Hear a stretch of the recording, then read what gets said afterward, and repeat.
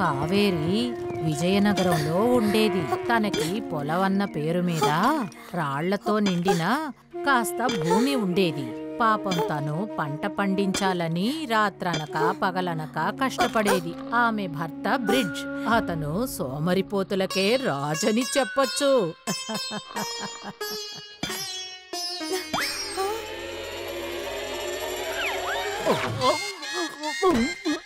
ఎవరయ్యా బాబు వచ్చి నిదానంగా నోట్లో పెట్టారు?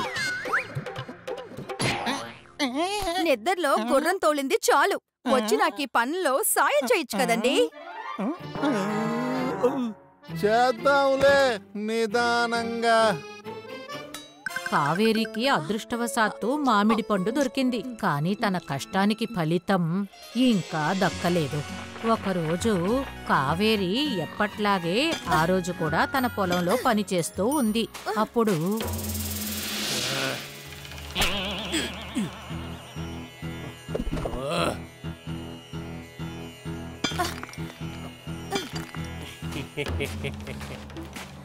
చెల్లి, ఇంత ప్రదేశంలో నువ్వు ఎందుకింత కష్టపడుతున్నావు? దీన్ని అమ్మేయచ్చు కదా. చూడు, నేనే నీకు ఇందుకుగాను 1000 కాసులు ఇచ్చేస్తాను. తక్కువగా ఉన్నాయా? సరే, అయితే 1500 కాసులు తీసుకోండి.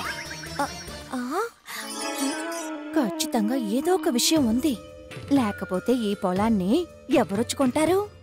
కావేరి అనుమానం నిజమే. చంపక్ ఒక దొంగ.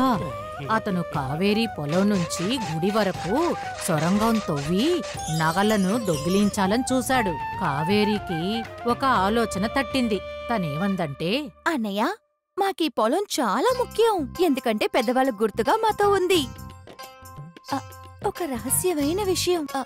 వాళ్ళు నిధిని మొత్తం దీని కిందే పూడ్చిపెట్టారు. అవును, మా ఆయన దగ్గర దాని చిత్రపటం కూడా ఉంది. అలా చూడండి, ఆయన అందుకే ప్రశాంతంగా నిద్రపోతున్నారు. అయితే నువ్వు పైరు కోసం కాదు, లోపల ఉన్న నిధి కోసం తవ్వుతున్నావు. అవునండి, నిధి కోసమే తవ్వుతున్నాను. కానీ ఇది చాలా రహస్యమైన విషయం. నేను ఎవరితోనూ చెప్పను చెల్లాయ్. నేను గుళ్ళో ఉన్న నగల్ని మాత్రమే దొంగిలించడానికి వచ్చాను. కానీ ఇక్కడేమో నా చెల్లి పెద్ద నిధి గురించి నాకు చెప్పేసింది.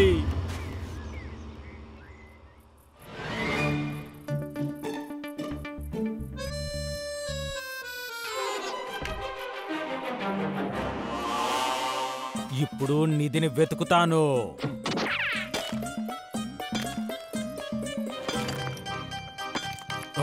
ఇక్కడ కాదు, ఇక్కడ కూడా కాదే.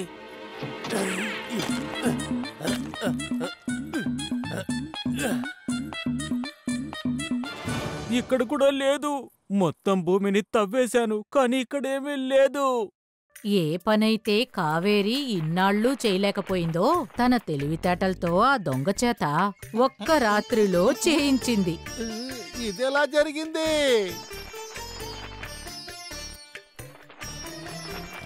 కొన్ని రోజుల తర్వాత బంజరు పొలంలో పంట సాగు మొదలయ్యింది. మొదటి పంటతో వచ్చిన లాభంతో కావేరి ఒక చీర కొనుక్కుంది.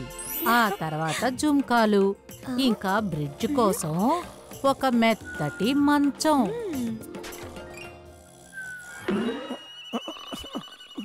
ఇంట్లో చాలా వరకు కొత్తవి వచ్చాయి. కాకపోతే ఇల్లు మాత్రం పాతది.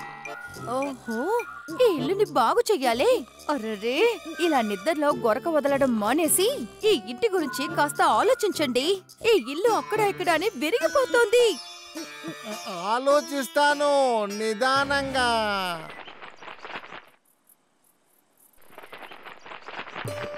రోజులు, వారాలు, నెలలు గడిచాయి. చంపక్ మళ్లీ విజయనగరానికొచ్చాడు.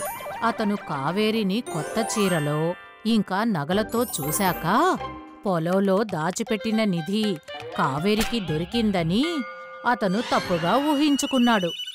అంతే. ఆ తర్వాత ఎవరయ్యా నువ్వు? నేనొక బాటసారిని. రాత్రి పడుకోవడానికి స్థలం కావాలి. ఉదయం తెల్లారగానే వెళ్ళిపోతాను. అతను మారువేషంలో ఆ ఇంటికి వచ్చాడు. కాని కావేరి దృష్టిలోంచి తప్పించుకోలేకపోయాడు. అతని చేతికున్న ఉంగరాన్ని చూసి అతన్ని గుర్తించింది. మీరు కాస్త లోపలికి వెళ్ళండి. ఏం చేస్తున్నావ్? మీరు కాస్త బయటకు వెళ్ళండి. దొంగ తెలివైన వాడైతే కావేరి అంతకంటే తెలివైనది. ఇలా చూడండి, ఈ రోజు రాత్రి మా పిన్నింటికి వెళ్ళాలి కదా. పాపం అండి, ఆవిడ ఇంట్లో ఒంటరిగానే ఉందంట. అర్థమైంది.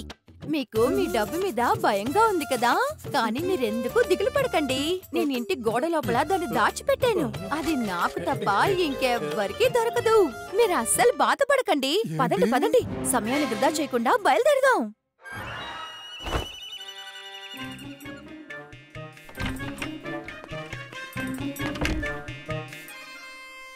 అన్నయ్య, కాస్త మా ఇల్లుని చూసుకోండి. మేం ఉదయం త్వరగానే వచ్చేస్తాం. అలాగే చెల్లి. కావేరి బ్రిడ్జ్ వెళ్ళగానే దొంగ తన పని మొదలుపెట్టాడు. పాపం రాత్రంతా గోడల్ని పగలగొడుతూ ఉన్నాడు. ఆభరణాలు, నగలు దొరుకుతాయని. కానీ అతనికి ఏం దొరికాయంటే ఎలుకలు. కొన్ని చోట్ల చీమలు. చివరికి కన్నీళ్లు కార్చాడు.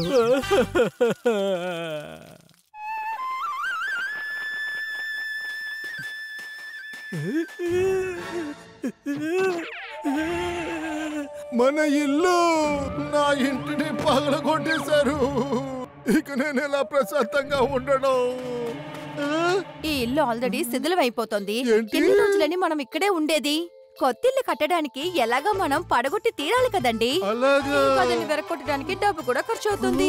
ఇప్పుడు మీరు సంతోషపడాలి, ఎందుకంటే దొంగడు ఖర్చే లేకుండా మన పని పూర్తి చేస్తాడు. ఇంక ఈ విధంగా ఈసారి కూడా కావేరి దొంగని మోసం చేసి తన పని చేయించుకుంది. కావేరి కొత్త ఇల్లు తయారైంది. ఆ దొంగ కూడా కావేరి మీద పగ తీర్చుకోవాలనే ఉద్దేశంతో మళ్ళీ వచ్చాడు. కాని ఈసారి కాస్త విభిన్నంగా. గాజులు తీసుకోండి, అద్దాలు తీసుకోండి, రంగురంగులవే, చాలా చవక, తీసుకోండి. ఈయన ఖచ్చితంగా అదే అన్నయ్యే. ఈయన ఎలాగైనా ఇక్కడి నుంచి నిరంతరంగా తరివేయాలి. చెల్లి, మీరు అలా చూస్తూనే ఉంటారా, లేదంటే ఏదైనా కొట్టారా? అది నాకు కొనాల్సినవి చాలా ఉన్నాయి. ఒక్క నిమిషం ఇక్కడే ఉండండి, నేను వెళ్ళి డబ్బులు తీసుకొస్తాను. ఇక నుంచి నీ మాట నమ్మను. ఉండు, నీ కథ తెలుస్తాను.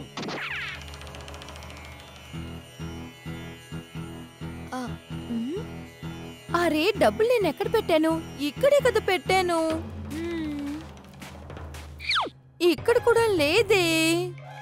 ఓ, నా బంగారు చెల్లి, దొంగలకు భయపడిపోయి కాసుల్ని చెట్టు త్వరలో దాచావా? ఓహో, ఇప్పుడు నేనేం చేయను? ఈ డబ్బులు ఎక్కడ పెట్టానో గుర్తు రావట్లేదు.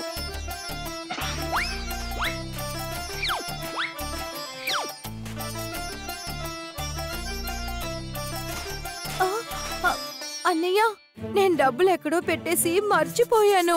నెక్స్ట్ టైం మీరు వచ్చేటప్పుడు ఖచ్చితంగా మీ దగ్గర గాజులు కొనుక్కుంటాను.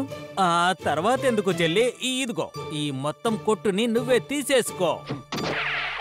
కావేరి, నీ దగ్గర గాజులు మొత్తం ఇచ్చేసి వాడెక్కడికి వెళ్తున్నాడు?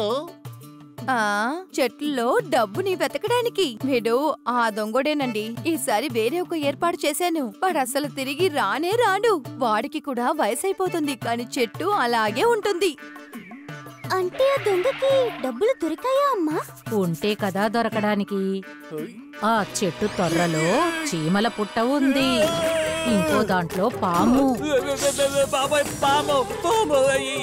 ఇంకో దాంట్లో కుమ్మరి పురుగు, ఇంకా తేనెటీగలతో కూడిన తేనె పుట్ట.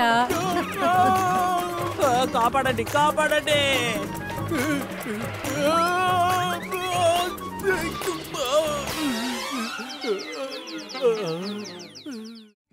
If you like this video, subscribe to our channel Murthy Media.